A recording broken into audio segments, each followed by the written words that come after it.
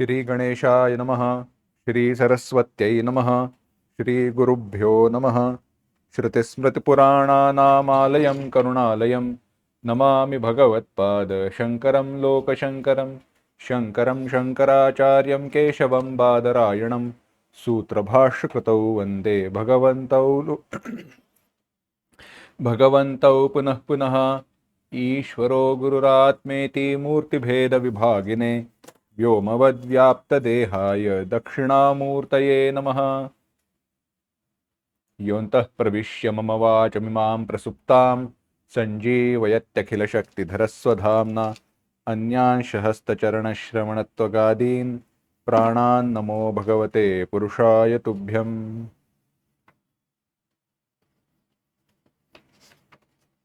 गोस्वामी तुलसीदास जी के रामचरितमानस का हम चिंतन कर रहे हैं।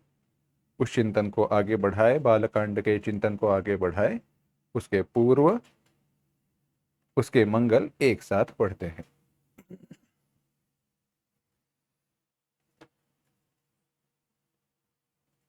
वर्णानामर्थसंघानां रसानां छन्दसामपि मंगलानां च कर्तारौ वन्दे वाणी विनायकौ भवानी शंकरौ वन्दे श्रद्धा विश्वासरूपिणौ याभ्यां विना न पश्यन्ति सिद्धा स्वान्तस्थमीश्वरम् वन्दे बोधमयं नित्यं गुरुं शङ्कररूपिणं यमाश्रितो हि वक्रोऽपि चन्द्रः सर्वत्र वन्द्यते सीतारामगुणग्राम पुण्यारण्यविहारिणौ वन्दे विशुद्धविज्ञानौ कवीश्वरकपीश्वरौ उद्भवस्थितिसंहारकारिणीं क्लेशहारिणीं सर्वश्रेयस्करीं सीतां नतोऽहं रामवल्लभाम्।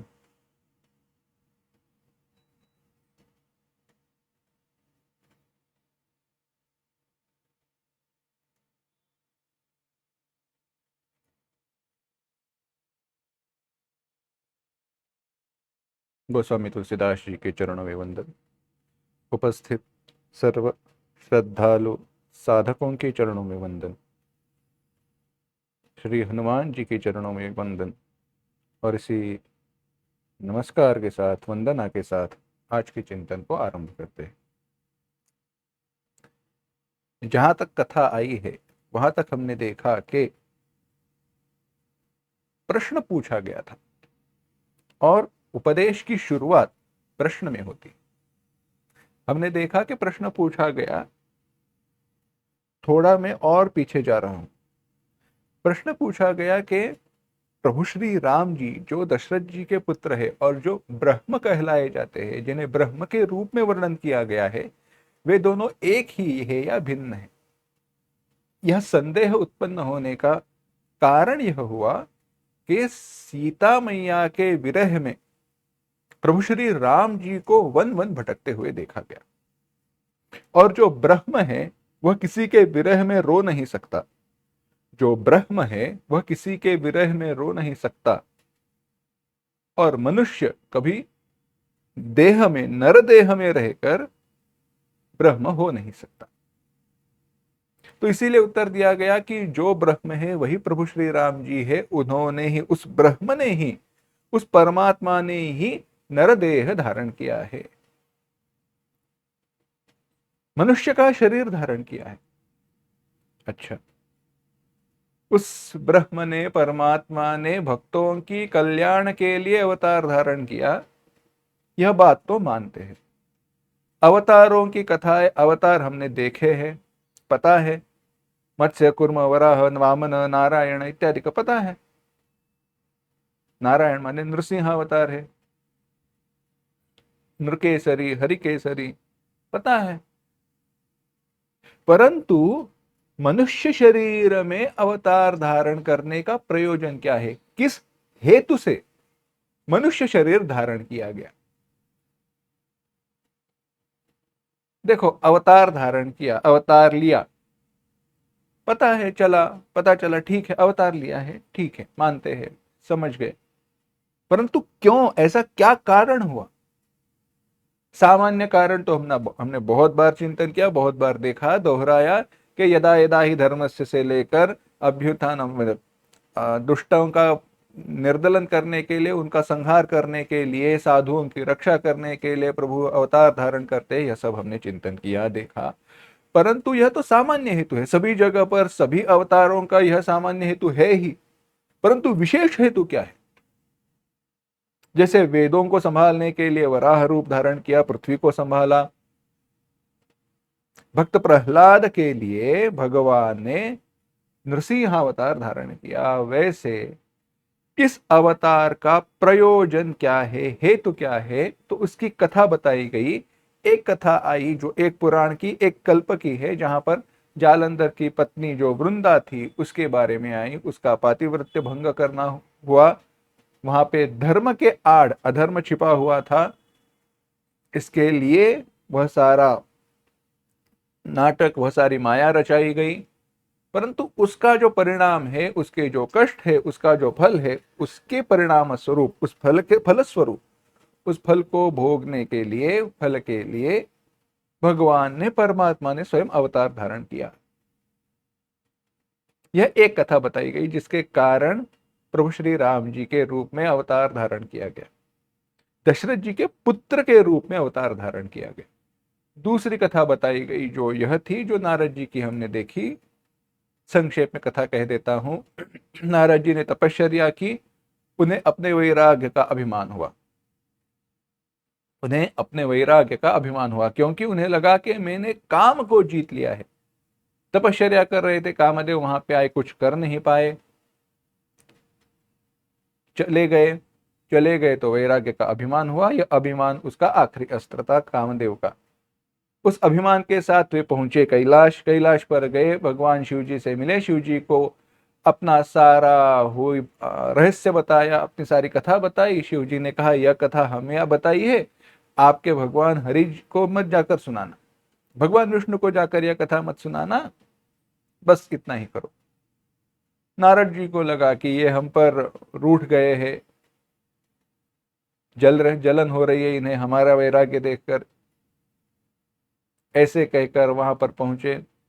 भगवान ने तुरंत बात जान ली, तो नारद जी से पूछा, नारद नई बात क्या है? नारद जी ने तुरंत सारी बातें बताई। तो भगवान को एक बात समझ में आई कि अपने भक्त के हृदय में अहंकार ने प्रवेश किया है, और भक्तों को अहंकार हो, भगवान को सहन नहीं होता। तो भगवान ने माया रची, माया में माया नगरी निर्माण की। वहां पर एक राजकन्या थी, सुंदरी थी, उसका हाथ देखा गया। नारद जी को इच्छा हुई कि उस राजकन्या के साथ मेरा विवाह हो। तो वे चलकर भगवान नारायण के पास आए। नारायण से कहा, आप जैसा मुझे रूप दीजिए, हरि रूप दे दीजिए। परंतु हरि एक शब्द का एक अर्थ है बंदर, वानर, मरकट। तो उसके जैसा मुंह बना, उसके जैसा रूप बना। वहां पर जहां पर स्वयंवर चल रहा था, माया ही नगरी है, माया ही चल रही है।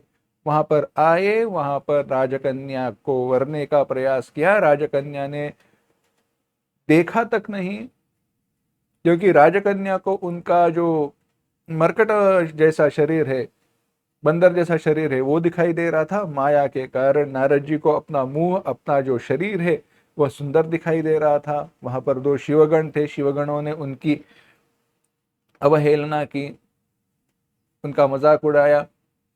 वहां पर अंत में भगवान आए। भगवान जैसे ही आए, राजकन्या ने उनका वरण किया, जयमाला उनके गले में डाल दी। भगवान राजकन्या को लेकर जाने लगे। नारद जी को गुस्सा हुआ। नारद जी ने दो शिवगणों को शाप दिया कि मेरा जो रूप है, जिस पर तुम हंस रहे थे, उसके कारण तुम राक्षस हो जाओगे और पृथ्वी पर जन्म लोगे। आगे चलकर वे भगवान के पास आए, भगवान को भी श्राप दे दिया कि जो रूप मुझे दिया है, वही रूप जिनका है, उनकी आपको सहायता लेनी होगी, और मुझे जैसे राजकन्या का वियोग सहन करना हुआ पड़ा, दुख हुआ, वैसे ही दुख आपको झेलना होगा, आपको भी अनुभव करना होगा, वही आपके साथ भी होगा। नारद जी के इस श्राप के बाद भगवान ने अपनी माया को आवृत्त कर लिया। नारद जी की आंखें खुल गई। उन्होंने कहा, यह मेरा जो श्राप है वह मिथ्या हो जाए। भगवान ने कहा, सारी घटनाएं जैसे होनी थी वैसी ही हुई है नारद, तुम चिंता मत करना। यह तुम्हारा श्राप मेरे लिए शिरसा वंदे, मैं अपने शरीर पर, मैं अपने मस्तक पर धारण करूंगा, मैं अवतार लूंगा नर शरीर में। परंतु एक करना, तुम्हारे हृदय में जो अब विषाद उत्पन्न हुआ है, दुख उत्पन्न हुआ है, उसकी शांति के लिए जाकर भगवान शिव जी का चिंतन करते रहना, क्योंकि जो शिव भक्त है वही मुझे अधिक प्रिय है। मेरा सबसे अच्छा भक्त शिव जी का द्वेष नहीं करता। वह चिंतन से आपके हृदय को शांति प्राप्त होगी। यह बात सुनकर भगवान वहां से अंतर्धान हुए, वहां से चले गए। नारद जी ब्रह्मलोक सत्यलोक आने लगे। रास्ते में दोनों जो शिवगण थे वे मिले। शिवगणों ने प्रार्थना की, मुनिवर से आशीर्वाद मांगे, कहा कि यह श्राप आपने दिया है, अब हम क्या करें, हम पर कृपा कीजिए। नारद जी ने कहा, तुम असुर हो जाओगे परंतु विद्या संपन्न यशस्वी होगे, ऐसे ही नहीं, तुम्हारा कुल अच्छा होगा, तुम्हारे पास धन अच्छा होगा, तुम सारे पृथ्वी का राज्य करोगे और स्वयं भगवान के हाथों तुम्हारी मृत्यु होगी, जिसके कारण तुम्हें मोक्ष की प्राप्ति होगी, फिर से इस भवसागर में लौट कर आना नहीं पड़ेगा। हरि अनंत हरि कथा अनंता। इस प्रकार से भगवान की कथा अनंत है, हरि कथा अनंता, हरि कथा अनंत है। भगवान भी अनंत है, उनकी कथा भी अनंत है। देवताओं को प्रसन्न करने वाली यह जो कथा है, यह भिन्न भिन्न प्रकार से ऋषि मुनियों ने, साधु सज्जनों ने गाई है, बताई है। वही कथा हम सुनने वाले हैं। गोस्वामी तुलसीदास जी यहां पर कह रहे हैं, 140वां जो सोरठा है वहां पर, सुर नर मुनि को उनाहि, जहि न मोह माया प्रबल, अस बिचारी मन पाहि, अस बिचारी मन माहि, भजिय महामायापति। कह रहे हैं, देवता, मनुष्य और मुनियों में सुर नर मुनि को ना ही, ऐसा कोई नहीं है, जही न मोह माया प्रबल, भगवान की प्रबल माया मोहित न करे, ऐसा कोई नहीं, सबको मोहित कर देगी। अस विचार मन माही, भजिय महामायापति, ऐसा विचार करके जो मायापति है उन्हीं का भजन करो। तो भगवान की माया से बचना है तो किसका भजन करे, भगवान का ही भजन करो, है ना। यहां पर एक श्लेष है, चिंतन करने जैसी बात। कहा क्या है, मोह माया प्रबल। नारद जी के चरित्र में, नारद जी की कथा में हमने देखा कि वह माया के कारण मोहित हुए। तो यह माया क्या बुरी है, अच्छी नहीं है। हमने रामचरितमानस की शुरुआत में चिंतन किया था, माया दो प्रकार की है, अविद्या माया और विद्या माया। यन्माया वशवर्ति विश्वमखिलं ब्रह्मादिदेवासुराः, यत्सत्त्वादनुशैव भाति सकलं रज्जौ यथा हेर्भ्रमः, यत्पादप्लवमेकमेव हि भवाम्बोधे स्थितिर्षावताम्, वन्देऽहं तमशेषकारणपरं रामाख्यमीशं हरिम्। यन्मायावशवर्ति विश्वमखिलम, जिसकी माया के वश में अखिल विश्व है। तो यह माया क्या है, तो समझ में आए तो अच्छी है, ना समझ में आए तो लटकाने वाली है। क्या है यह माया, भगवान का प्रेम है। माया इस शब्द का एक अर्थ है प्रेम।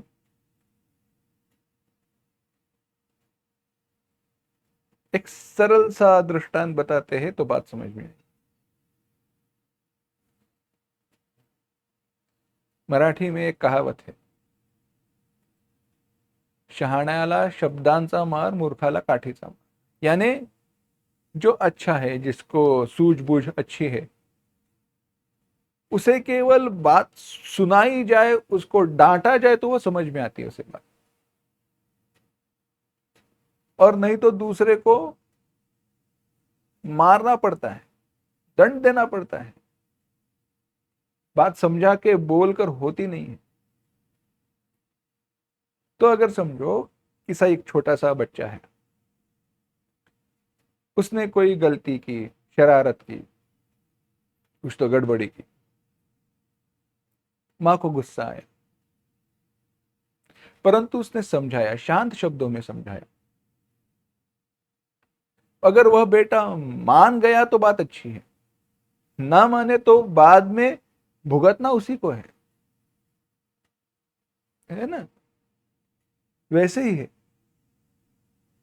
माँ ने उसे डांटा नहीं, माँ ने उसे मारा नहीं। क्यों नहीं? क्योंकि माँ का वह प्रेम है। परंतु माँ का यह प्रेम है और प्रेम के कारण मेरी गलती होने पर भी माँ ने मुझे डांटा नहीं, मुझे समझा बुझाया है। यह बात अगर उस बेटे की समझ में आए तो उस बेटे की प्रगति है, ना समझ में आए तो फंस जाएगा। वैसे यह सारा जो जगत निर्माण किया है वह भगवान की माया है, क्योंकि इस जगत में जब हमारा यह शरीर हमें प्राप्त होता है, यह शरीर माने यह नरदेह हमें जब प्राप्त होता है ना, तभी जाकर भगवत स्वरूप की, भगवान की, परमात्मा की प्राप्ति हो सकती है। बाकी अन्य शरीर में है नहीं। तो यह नरदेह मिला है, यह भगवान की माया है, कृपा है। यह संसार हमें दिया है भगवान ने। क्यों दिया है? साधना करने के लिए दिया है। यह बात समझ में आए तो बात अच्छी है, ना समझ में आए तो फंस गए। माया यही प्रेम है भगवान का, और इसी प्रेम के कारण भक्त के हृदय में छिपा हुआ जो अहंकार है उसे दूर करने के लिए भगवान ने जैसी नारद जी के लिए माया रची थी, वैसे ही यह सारी माया रची हुई है। और इस माया को पार करना है तो क्या करे? आज के शब्दों में बात बताते हैं। अगर परीक्षा में पास होना है तो परीक्षा के जो मॉडरेटर है उनके क्लास को ज्वाइन कर लेना। हाँ, बीच में बातें सुनी थी लोग, वो एक कोई एक ही स्पेशल क्लास है वहां पे ही जाते हैं। क्यों? क्योंकि उस क्लास में पढ़ाने वाले जो भी है वे सारे मॉडरेटर्स रहते हैं, या फिर पेपर बनाने वाले, पेपर सेट करने वाले वही लोग हैं। तो लोग उन्हीं के पास ट्यूशन के लिए जाते हैं। वैसे ही है, माया जिसने रची है उसके पास जाओ, वो माया को लांघने का मार्ग भी बता देगा। बस इतना ही है। तो ऐसे है। तो आगे भगवान शिव जी कह रहे हैं, अपर हेतु सुनु शैल कुमारी, अपर हेतु सुनु शैल कुमारी, कहो विचित्र कथा विस्तारी, जही कारण अज अगुन अरूपा, ब्रह्म भयहु को सलपुर भूपा।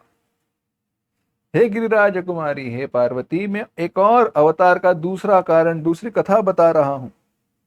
वह विस्तार से कहता हूं, जिसके कारण जो जन्म रहित है, जो निर्गुण है, जो रूप रहित है, वह अयोध्यापुरी के राजा हुए।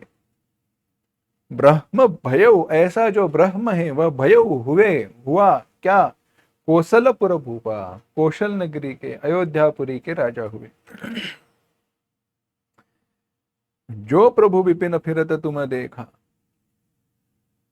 पार्वती, जिन्हें तुमने वन में घूमते हुए देखा था ना, लक्ष्मण जी के साथ, मुनियों जैसा वेश धारण किया था, वन में घूम रहे थे, पत्नी के विरह में रो रहे थे,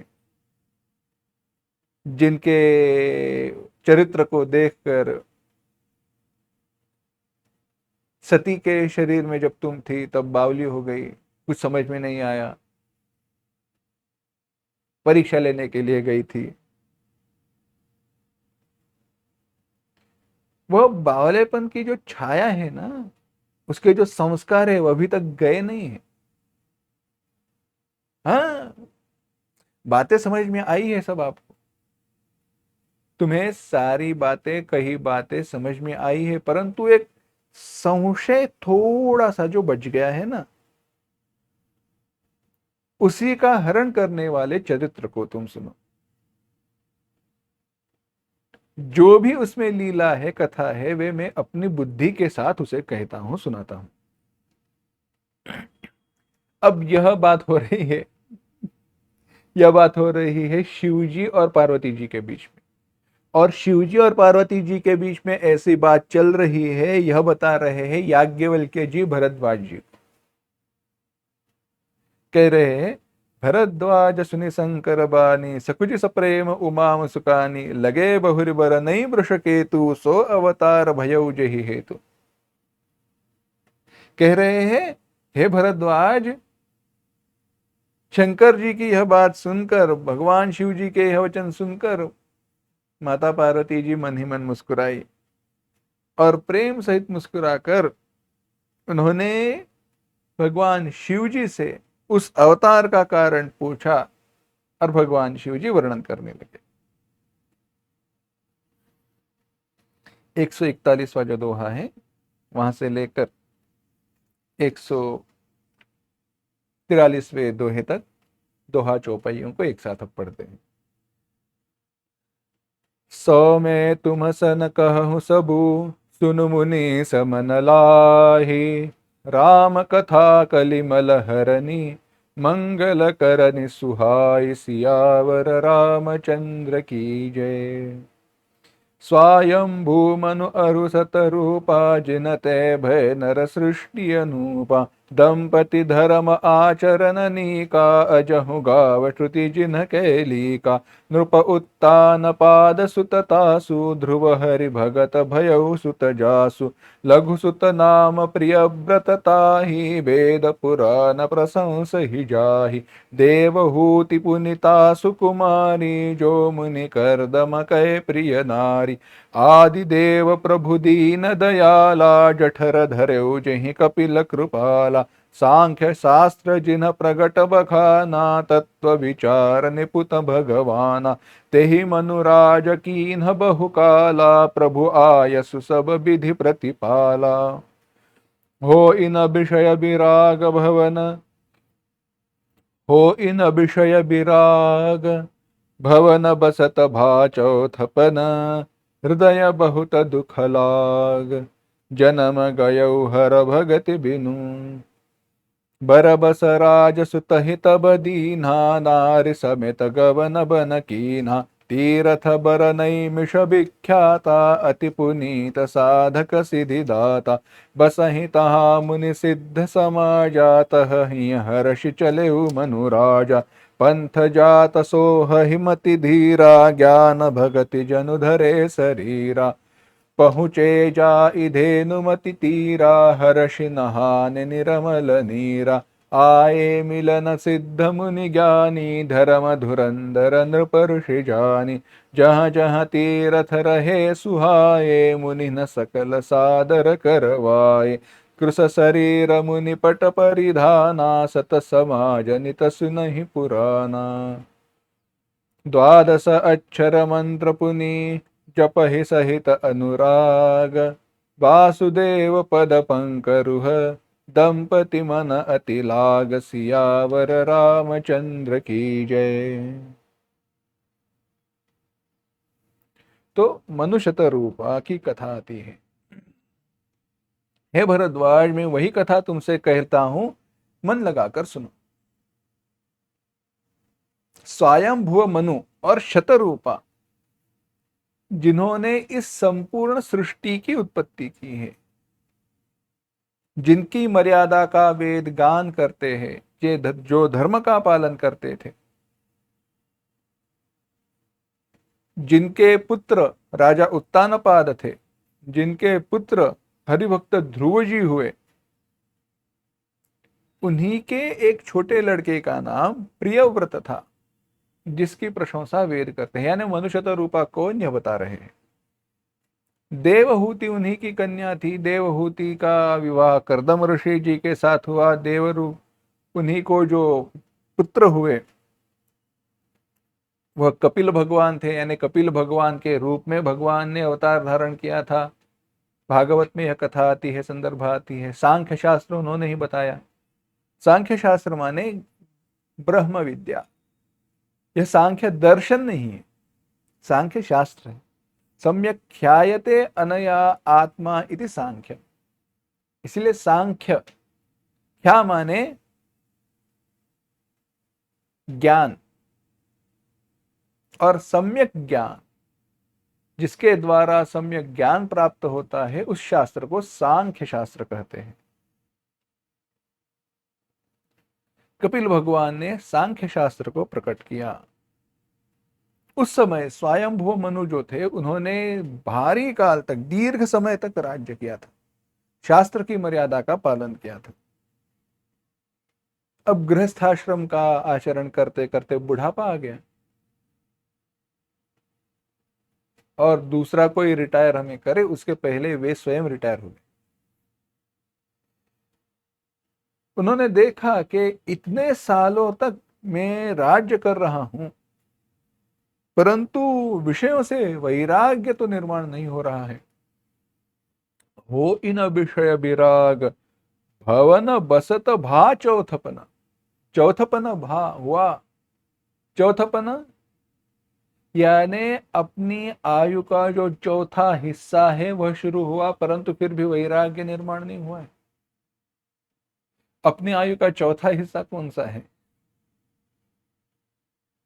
कठिन है ना? अपनी आयु कितनी है वही पता नहीं, तो उसका चौथा हिस्सा कैसे गुने सुने ढूंढे?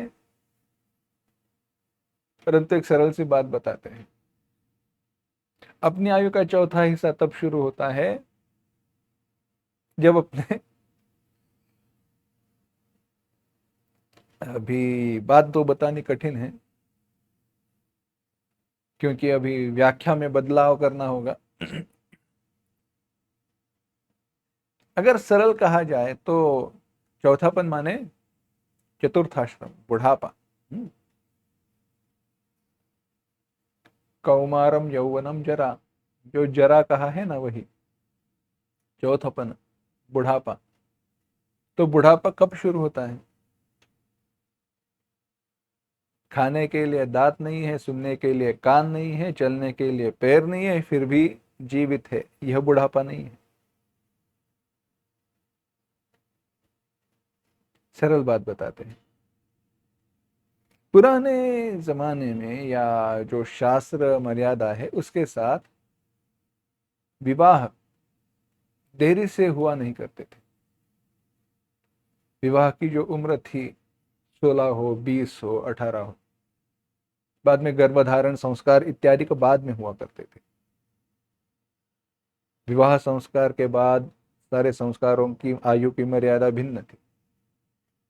तात्पर्य यह है, अगर मैं व्यावहारिक बात बता रहा हूं, 20-22 की उम्र में अगर आपका विवाह हो रहा है तो 60-65 की उम्र में आपके पोते की शादी होती है ना? 60-65 की उम्र में आप अपने पोते की शादी देखते हो, तो उस उम्र को समझना चाहिए बुढ़ापा आ गया, अब देखने जैसा कुछ नहीं बचा। वैसे तो जो बात कही है ना चतुर्थाश्रम धारण करने की या वानप्रस्थाश्रम धारण करने की, वो तो ऐसी बताई है कि जब आप अपने पोते का मुंह देख लेते हो ना, तब वन में जाकर रहना चाहिए, वानप्रस्थाश्रम, वानप्रस्थ आश्रम में प्रवेश करना चाहिए, धारण करना चाहिए, वैराग्य निर्माण होना चाहिए वैसे।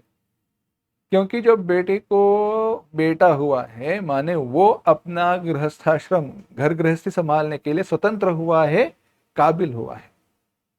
यह बात समझ कर लेनी चाहिए, ऐसे है। ठीक है, कोई बात नहीं, परंतु आजकल तो सारी बातें बिगड़ी बिगड़ी सी है, दोष नहीं दे सकते, काल बदल गया है, परंतु अपने आप समझना चाहिए हमारा बुढ़ापा कब आ गया है। तो वो समय आ गया, शरीर साथ नहीं देता, बुद्धि साथ नहीं दे रही, परंतु विषयों के प्रति जो आकर्षण है वो छूटा नहीं है। अब क्या करें? हो इन विषय विराग।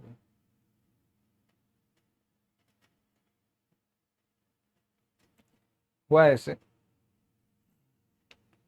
एक व्यक्ति थे, डॉक्टर के पास चले गए। डॉक्टर दवा दो। डॉक्टर ने पूछा क्या हो रहा है? अब क्या बताए डॉक्टर, आजकल तीखा खाया नहीं जाता, मिर्ची नहीं खा सकता हूं, और तेल में तले हुए पकोड़े नहीं खा सकता, और जलेबी, गुलाब जामुन, अपना रबड़ी, ये नहीं खा सकता, खीर नहीं खा सकता। डॉक्टर ने कहा खा नहीं सकते हो तो इसके लिए दवा चाहिए या खाना नहीं चाहिए, है ना? खाना है, खाएंगे और दवा ले लेंगे, यह होती नहीं है बात। वही जब घर वापस आए, घर में मेहमान आए थे, मेहमानों के सामने कहने लगे क्या करे अब, रबड़ी खाने की इच्छा नहीं होती, पकोड़े खाने की इच्छा नहीं होती, चाय पीने की इच्छा नहीं होती। अंदर से उनकी पत्नी थी, उन्होंने चिल्ला कर कहा खाने की इच्छा नहीं होती या खाया नहीं जाता है तुमसे, रोज तो मांगते रहते हो। यही है, शरीर साथ नहीं दे रहा, परंतु विषयों के प्रति जो इच्छा है वह चली नहीं गई, अटके हुए हैं। तदपि न मुंचति आशा पिंडम अंगम गलितम पलितम मुंडम दशन विहीनम जातम तुंडम वृद्धो याति गृहीत्वा दंडम तदपि न मुंचति आशा पिंडम भजो गोविंदम गोविंदम भज मूढ़मते। भगवान शंकराचार्य जी सुनाते हैं, अंगम गलितम, हमारे शरीर के सारे प्राण चले गए, शक्ति चली गई है, हाथ उठाओ तो एक हाथ से उठाकर दूसरी जगह पर रखना पड़ता है। पलितम मुंडम, चेहरे की जो त्वचा है वह सब ऐसी गिर गई है। दशन विहीनम जातम तुंडम, मुंह में दांत नहीं है, चबाया नहीं जाता। बुढ़ापा आ गया, गृहीत्वा दंडम, दंड धारण किया है। तदपि न मुंचती आशा, फिर भी आशा चली नहीं गई। आशा पाश शतैर्बद्धा, आशा के जो सैकड़ों पाश है उससे हम बंधे हुए हैं। अब अभी अभी आज ये एक बड़ा सुंदर सुभाषित एक सुना, पढ़ा। उसमें सुभाषितकार कवि जो है वह कह रहा है, बुढ़ापा क्या है? बुढ़ापा वही है जो मनुष्य को यम, विष्णु, चंद्रमा इनके समान बना देता है। मानो कैसे? बुढ़ापे में हाथ में डंडा आ जाता है, दंड आ जाता है, और दंड धारण करने वाला कौन है? यम है। इसीलिए हाथ में हम दंड को लेते हैं, इसीलिए हम यम की तरह हो जाते हैं। झुक जाते हैं तो चंद्रमा की तरह वक्रता आती है, इसीलिए उस दृष्टि से चंद्रमा बन जाते हैं। गद, गद माने बीमारियां, और गदा इस शब्द का श्लेष करते हुए कहा है गदा माने गदा।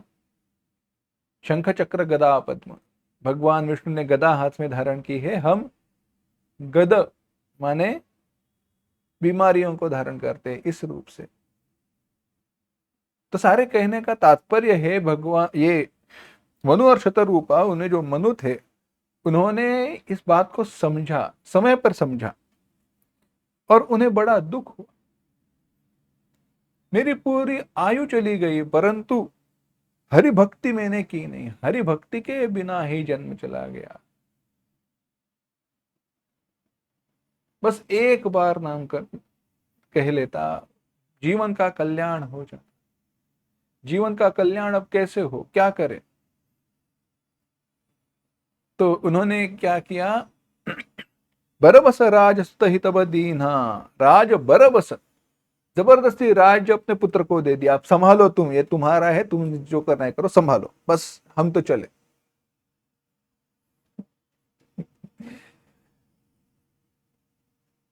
आज अगर जबरदस्ती कोई राज अपनी प्रॉपर्टी पुत्र के नाम करे तो बिना कहे बेघर होना पड़ेगा, ऐसी अवस्था ही है ना।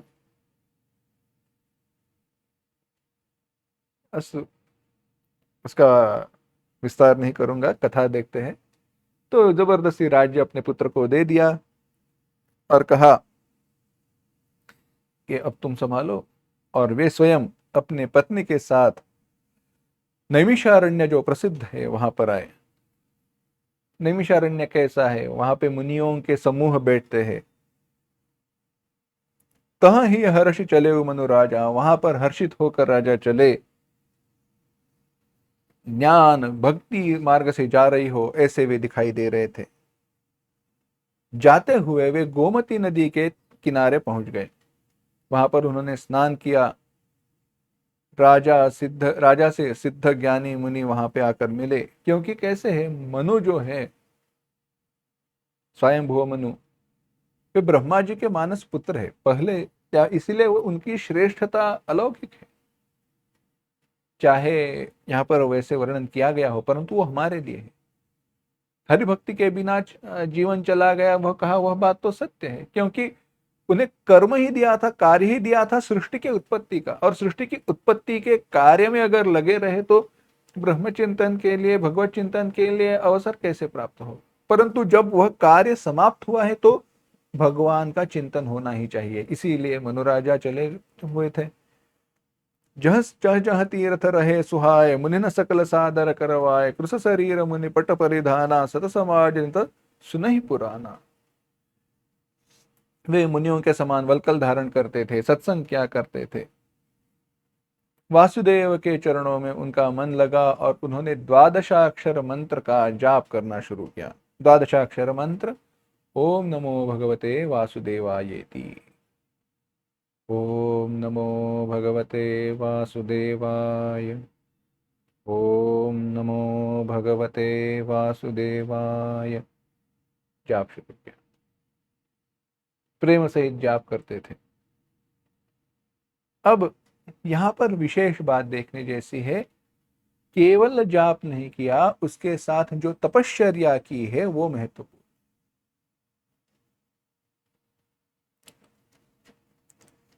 करहि आहार साक फल कंदा, सुमिरहि ब्रह्म सच्चिदान। साग, फल और कंद, यही आहार, बस। बाकी केवल ब्रह्म चिंतन करना, तप करना। पश्चात उन्होंने मूल और फल इनका त्याग किया। प्रभु की प्राप्ति कैसे हो, उनका साक्षात्कार कैसे हो, अपनी आंखों से हम कैसे देखें, यही चिंता लगी हुई थी। ऐसे ही दीर्घ काल तक उन्होंने तपश्चर्या की और जिसके द्वारा भगवान प्रकट हो उसी का चिंतन करते रहे। तत्पश्चात उन्होंने केवल जल प्राशन किया, केवल पानी। जल का आहार करते हुए 6000 वर्ष बीत गए। तत्पश्चात 7000 वर्ष तक उन्होंने केवल वायु आहार, माने पानी भी छोड़ दिया, केवल वायु भक्षण करते रहे। अब प्रश्न ऐसे उत्पन्न होगा, क्या इतनी दीर्घ काल तक लोग जी सकते हैं? उस युग में संभव था, क्योंकि वह युग कैसा है, वह युग कलयुग नहीं है। उस युग में जो शरीर था वह तपश्चर्या के लिए अनुकूल था, आज नहीं है। इसीलिए आज पूजा अर्चना, नाम जप, यही मुख्य साधन बताए हैं। बाद में 10,000 वर्ष तक उन्होंने वायु का भी आधार छोड़ दिया, कुछ नहीं, ना खाना है, ना पीना है, ना वायु भक्षण करना है। एक पैर पर खड़े होकर उन्होंने अपार तप किया और उस तपश्चर्या को देखकर ब्रह्मा विष्णु महेश सारे मुनि जी के पास चले आए। आए मात्र तो उन्होंने पूछा, मांगो, कुछ तो अच्छा मांगो। क्या मांग रहे हो ये? वैराग्य वगैरह तो सबको ही देता है, और क्या चाहिए वैराग्य, मांगो कुछ अच्छा। ललचाया। परंतु धैर्यवान थे राजा और रानी। उन्होंने कहा, नहीं, शरीर हड्डी मात्र रह गया था, केवल हड्डियां ही दिखाई दे रही थी, बाकी कुछ नहीं बचा है शरीर पर। सारा जगत का ऐश्वर्य देने की बात की, सारे सुख देने की बात की, नया शरीर लो, युवा शरीर लो। कहा नहीं। तो अंत में भगवान ने अपने भक्त को जानकर, निज दास जानकर, मागु मागु भरु भय न भवानी, परम गंभीर कृपामृत सानी। अमृत आकाशवाणी हुई। कहा, मागु मागु भरु, वर मांगो, मांगो आपको क्या चाहिए।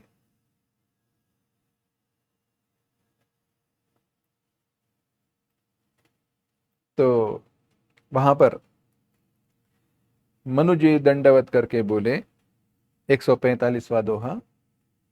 श्रवण सुधा सम बचन सुनी, पुलक प्रफुल्लित गात, बोले मनु करि दंडवत, प्रेम न हृदय समात, सियावर रामचंद्र की जय। बोले, हे प्रभु, आपकी ऐसी मंगलमयी वाणी सुनकर मैं तृप्त हो गया, मेरे मन को, मेरे शरीर को शांति प्राप्त हुई। आप कल्प वृक्ष है, आप कामधेनु है, आपके चरण रज की ब्रह्मा विष्णु और शिव जी सारे वंदना करते। अब यहाँ पे विष्णु क्या है? उस परमात्मा के अवतार स्वरूप धारण किया, क्योंकि सगुण रूप उस परमात्मा का, उस तत्व का चिंतन कर रहे, वर्णन कर रहे, कह रहे हैं आपकी सेवा करने में, आप सेवा करने में सुलभ है, सबको सुख देने वाले हैं, जड़ चेतन के स्वामी हैं, शरणागत दीन वत्सल है, अनाथों का कल्याण करने वाले हैं। अगर आप हम पर कृपा करना चाहते हैं, आप हमें वर देना ही चाहते हैं, तो बस एक काम कीजिए। क्या कीजिए? जो रूप भगवान शिव जी की मन में बसता है, जो स्वरूप बस शिव मन माही, जो रूप भगवान शिव जी की मन में बसता है, जही कारण मुनि जतन कराही। जिनकी प्राप्ति के लिए मुनिगण यत्न करते हैं, प्रयास करते हैं, जो अनाथ हित हम जो भुसुंडी मन मानस हंसा, जो काक भुसुंडी जी के मन रूपी मानस में हंस विहार करने वाला हंस है, सगुण अगुण जहि निगम प्रशंसा, सगुण और निर्गुण कहकर जिनकी वेद प्रशंसा करते हैं, देख ही हम सो रूप भरी लोचन, कृपा करहु प्रणतारति मोचन। ऐसा कीजिए कि हम उस रूप को नेत्र भर कर देखें। दंपति वचन परम प्रिय लागे, मृदुल विनीत प्रेम सब सरस पागे, भगत बछल प्रभु कृपा निधाना, विश्व बास प्रगटे भगवाना। मनुष्य रूपा के वे कोमल वचन सुनकर, वे प्रेम भरे वचन सुनकर भगवान को बड़ा आनंद हुआ। वे वो बातें भगवान को अत्यंत प्रिय लगी। भक्त वत्सल कृपा निधान, वो जो भगवान थे, उन्होंने मनु और शतरूपा के सामने अवतार धारण किया, प्रकट हुए। कहा, वहां पे गोस्वामी तुलसीदास जी वर्णन कर रहे हैं, नील सरोरुह नीलमणि, नील नीरधर श्याम, लाज हितन शोभा निरखी, कोटि कोटि सत काम, सियावर रामचंद्र की जय।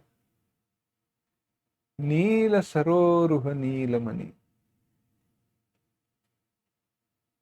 सरोरुह,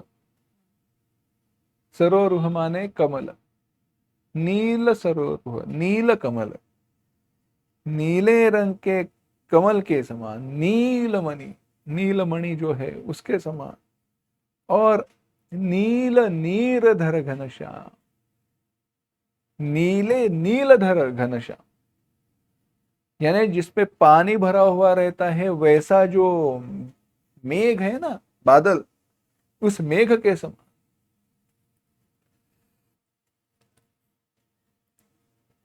उसके जैसा श्याम वर्ण जिनका है, उन शरीर की शोभा, उस शरीर की शोभा को देखकर करोड़ों कामदेव भी लज्जित हो जाते हैं।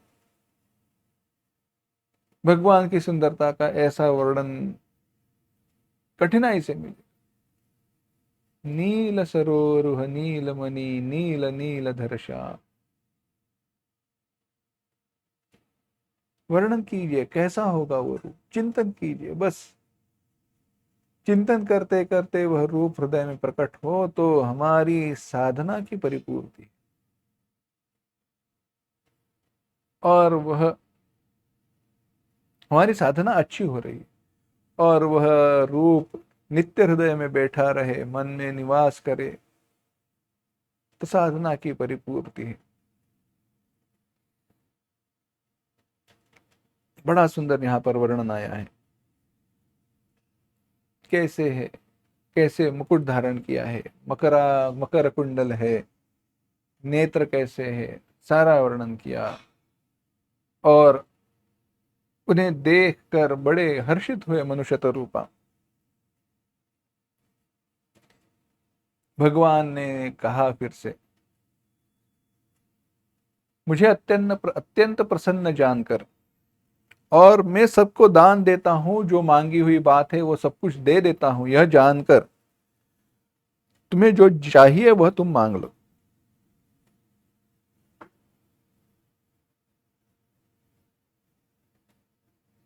तो प्रभु की वचनों को सुनकर मनुष्य रूपा में जो मनु थे, राजा मनु थे, उन्होंने हाथ जोड़कर कहा, भगवान आपके दर्शन से ही हमारी सारी मनोकामनाएं पूर्ण हुई, जो भी हमारी इच्छा थी, जो कुछ भी हमारे हृदय में था, वो सब कुछ हमें प्राप्त हुआ। परंतु फिर भी एक लालसा है, एक इच्छा है, वो इच्छा की पूर्ति होना कठिन लगता है, परंतु आप उसकी पूर्ति कर सकते हो, यह विश्वास है। क्या है? कहा, जैसे कोई दरिद्र गरीब आदमी, पैसा नहीं है, निर्धन है, कल्प वृक्ष को प्राप्त करने के बाद, कल्प वृक्ष प्राप्त किया तो धन ही धन है, संपत्ति है, परंतु अधिक धन मांगने में सकुचाता है, संकोच करता है, क्योंकि उसे पता नहीं रहता कि वह कितना दे सकता है। मांगने पर कौड़ी फूटी कौड़ी भी नहीं दे रहे थे। तो ऐसा जिसका अनुभव है वह व्यक्ति क्या 1-2 करोड़ मांग सकता है? कितना मांगेगा? मांग मांग कर 1 लाख 2 लाख, उसके आगे उसका विचार तो जाना चाहिए, नहीं जाएगा।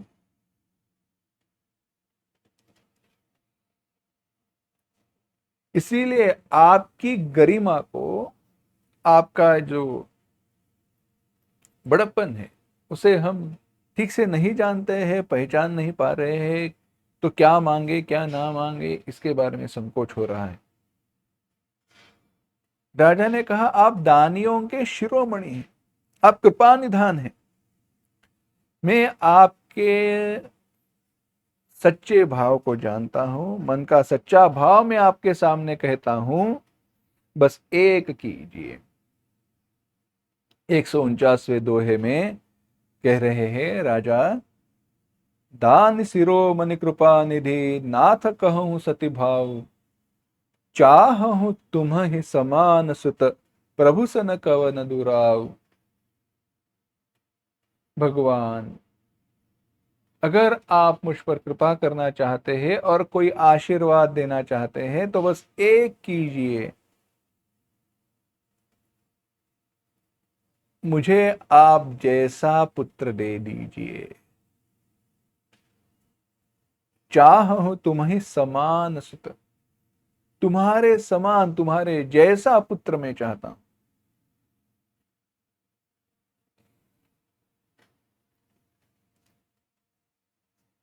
भगवान ने तुरंत कह दिया तथास्तु, वैसे ही होगा। और जैसे उन्होंने, भगवान ने कहा तथास्तु, तुम्हारी इच्छा पूर्ण होगी, भगवान को बात समझ में आई, गड़बड़ हो गई। भगवान आगे कहने लगे, आप सरिस खोजू कह जाई, नृप तव तनय होब में आई। अहे राजन, अब मैंने तो तथास्तु कह दिया, वैसे ही हो कहा है, परंतु मेरे जैसा ढूंढने कहां जाऊं? राजन, मेरे जैसा दूसरा कोई है नहीं, तो मेरे जैसा दूसरा पुत्र मैं तुम्हें कहां से दूंगा? चिंता मत करना, मैं स्वयं तुम्हारे पुत्र के रूप में अवतार धारण कर दूंगा। भगवान बड़े कृपालु है, मैं स्वयं आ जाऊंगा। सतरूप ही बिलो की कर जोरे, देवी मांग बरु देव रुचितोरे, जो बरु नाथ चतुर नृप मागा, सोई कृपाल मोहि अति प्रिय लागा। शतरूपा जी को हाथ जोड़कर देखे हुए भगवान ने कहा, देवी तुम्हारी जो इच्छा है वही मांग लो, तुम भी मांग लो।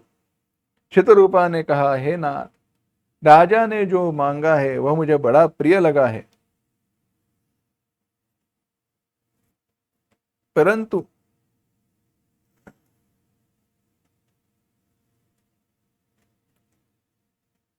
एक बात है।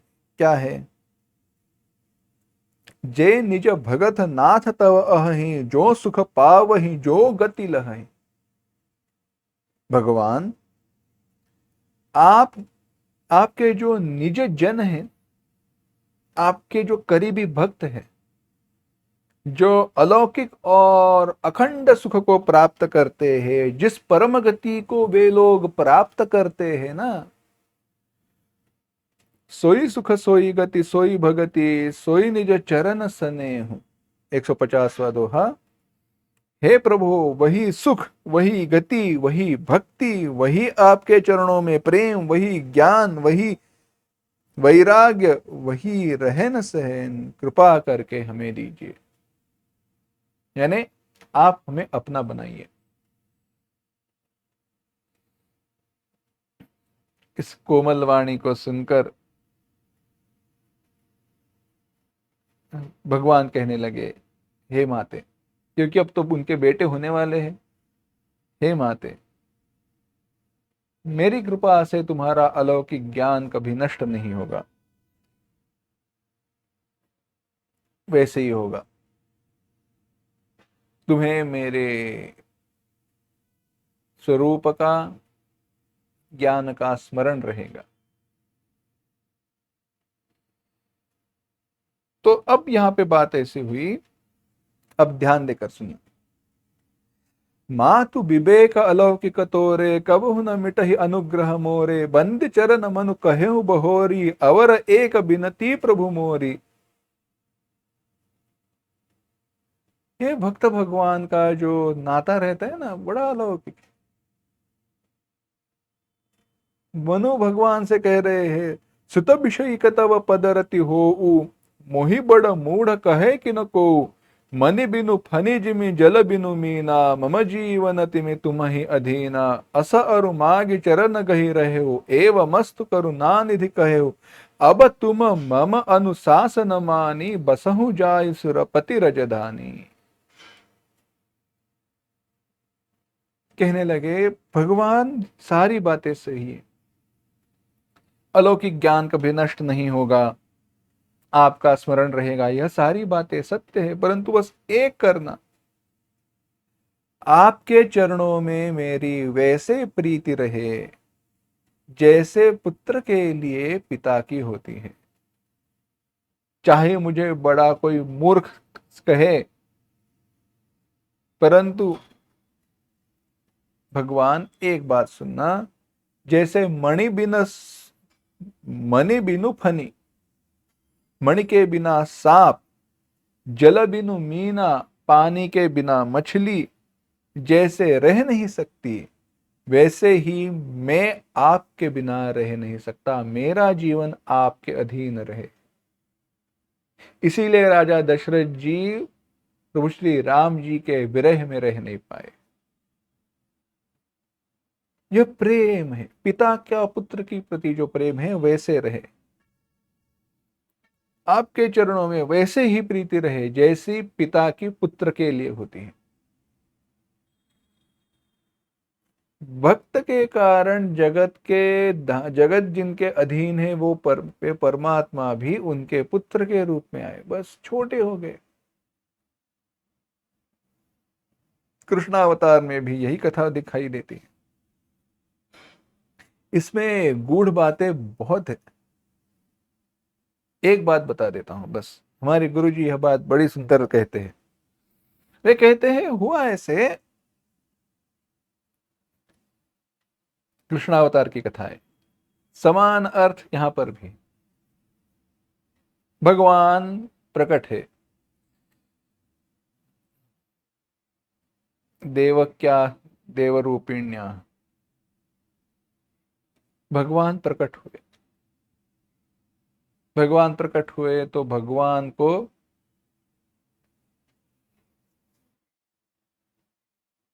गले लगाया, देवकी मैया ने गले लगाया।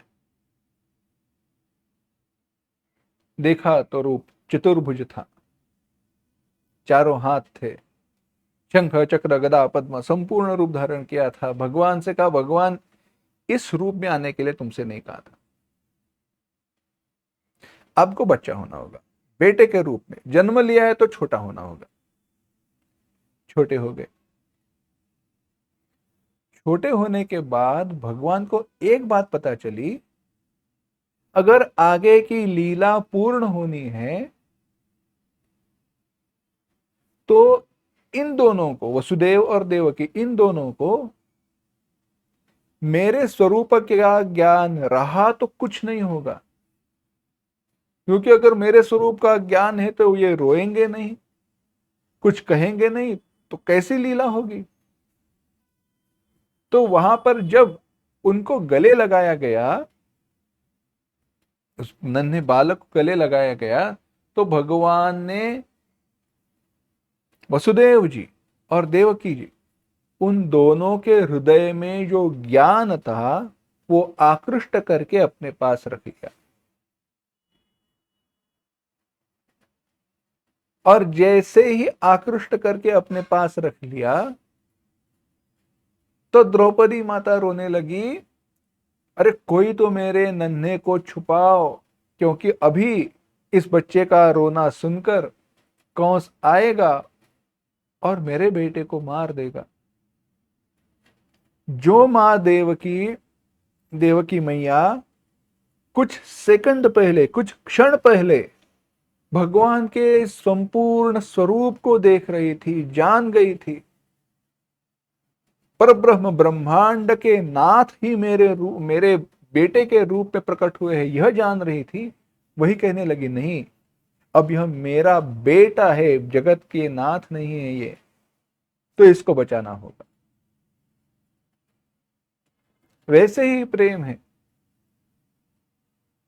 तो बाद में जब फिर से मिले, अवतार कार्य के बाद जब मथुरा के राजा हुए, वसुदेव देवकी से फिर से मिले, तब फिर से उन्होंने भगवान ने उन दोनों को गले लगाया और जो ज्ञान था वह वापस उनके हृदय में प्रस्थापित कर दिया। यह सारी कथा स्वतंत्र है, परंतु कहने की बात यह है कि राजा मनु जो थे ना, उन्होंने यही बात यहां पर कही है, भगवान आप हमारे पुत्र के रूप में प्रकट तो हो जाओगे, परंतु पुत्र वत्सलता कैसे मिलेगी। अगर हम जान जाए कि आप जगत के नाथ है, परमात्मा है, तो आप पर हम आप पर कैसे प्रेम कर सकेंगे? हो तो बेटे, परंतु अगर हमें आप बेटे के रूप में नहीं परंतु जगत चालक, जगत पालक, परमात्मा के रूप में दिखाई दोगे तो कैसे होगा? नाता बनेगा नहीं। इसीलिए आप, हमारा प्रेम आपके प्रति ऐसे ही हो, वैसे ही हो जैसे पिता का अपने पुत्र के प्रति रहता है। वियोग हम सह नहीं पाएंगे। भगवान ने कहा तथास्तु, वैसे ही होगा। मैं तुम्हारी अभिलाषा पूरी करूंगा। मेरे प्रण सत्य है, सत्य है। अंतर्धान भये भगवाना, ऐसे कहकर भगवान वहां से अंतर्धान। यही बात है। यह इतिहास पुनीत अति, उमहि कही वृषकेतु, भरद्वाज सुनु अपर पुनि, राम जन्म कर हेतु। सियावर रामचंद्र की जय। हे भरद्वाज, इस अत्यंत पवित्र इतिहास को शिवजी ने पार्वती जी से कहा था। अब रामावतार का एक और कारण सुनो। अब आप विचार करोगे कितने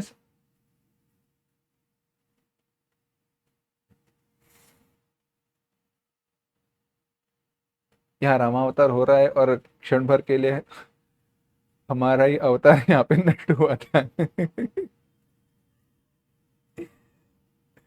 अवतार धारण करने के भगवान कहे तो ये यंत्र है ना, ये भी कमाल के होते हैं। किसका अवतार कब धारण किया जाए और किसे कब कैसा अवतार दिया जाए, विचित्र है, माया है।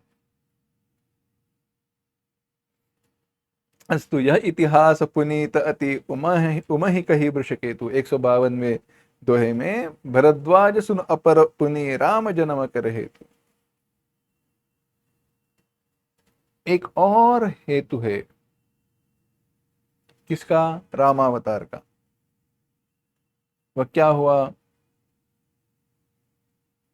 कहा, सुनु मुनि कथा पुनीत पुरानी, जो गिरिजा प्रति संभव बखानी, विश्व विदित एक कैकय देसु, सत्य केतु तह बसहि नरेशु। सत्य केतु नाम का राजा कैकय देश में राज्य कर रहा था। वह बड़े बड़े रणवीर थे। उनके जो पुत्र थे, राज्य के उत्तराधिकारी थे, उनका नाम था प्रताप भानु। दूसरे पुत्र का नाम था अरिमर्दन। भाइयों की अपने आप में सच्ची प्रीति थी। राजा ने राज्य अपने ज्येष्ठ पुत्र को दे दिया और स्वयं भजन के लिए वन में चले गए।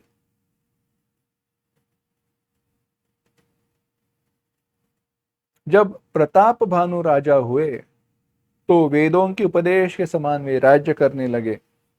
उनके राज्य में पाप का लेश भी नहीं था। सारे धर्म के अनुसार राज्य कर रहे थे, धर्म का पालन कर रहे थे।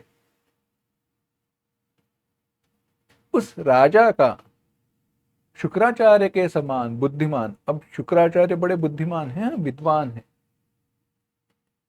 राक्षसों के वे गुरु है, इसलिए अलग सी बात है, वो उनको दोष नहीं देना चाहिए। गुरु तो आवश्यक है ना।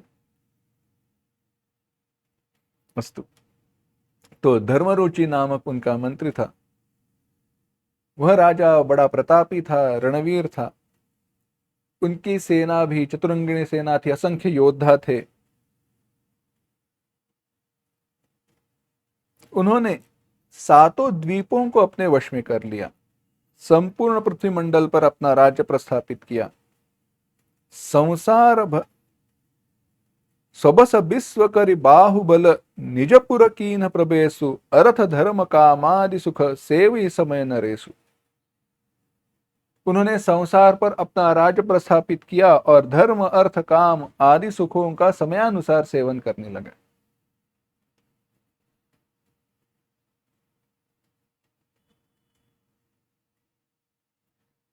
उन्होंने वेदों के उपदेश के समान बड़े कार्य करवाए। वापी कूप तड़ाग आदि,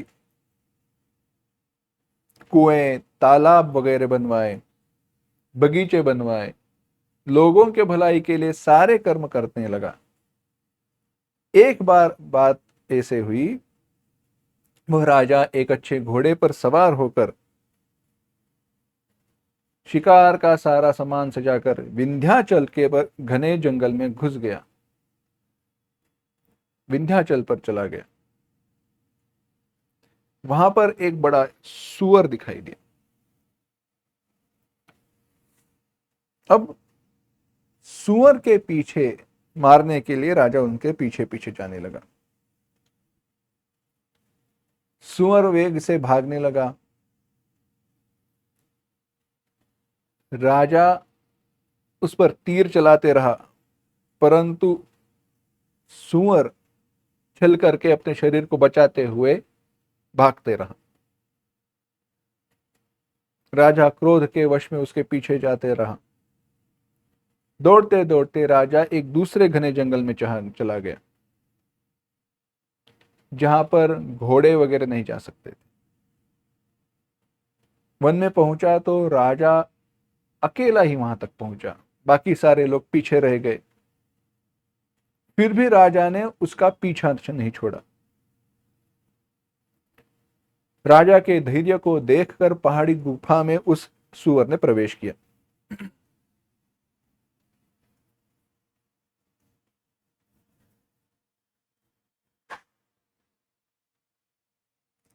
अब वहां पर जाना कठिन है, ऐसे देखकर राजा लौट कर आने लगा, परंतु रास्ता भूल गया।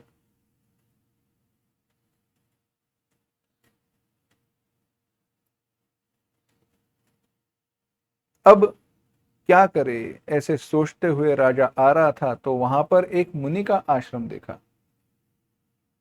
कपट से एक राजा जिसका राज्य प्रताप भानु ने छीन लिया था, वही राजा वहां पर मुनि के रूप में रह रहा था।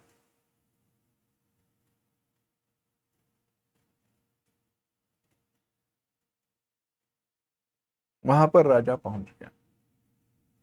अब वहां पहुंचने के बाद क्या हुआ, उस कथा का विचार विस्तार हमें देखना है, परंतु हम अगली बार देखते हैं। ओम असतो मा सद्गमय, तमसो मा ज्योतिर्गमय, मृत्योर्मा अमृतंगमय। ओम शांति शांति शांति। हरि ओम श्री गुरुभ्यो नमः। हरि ओम।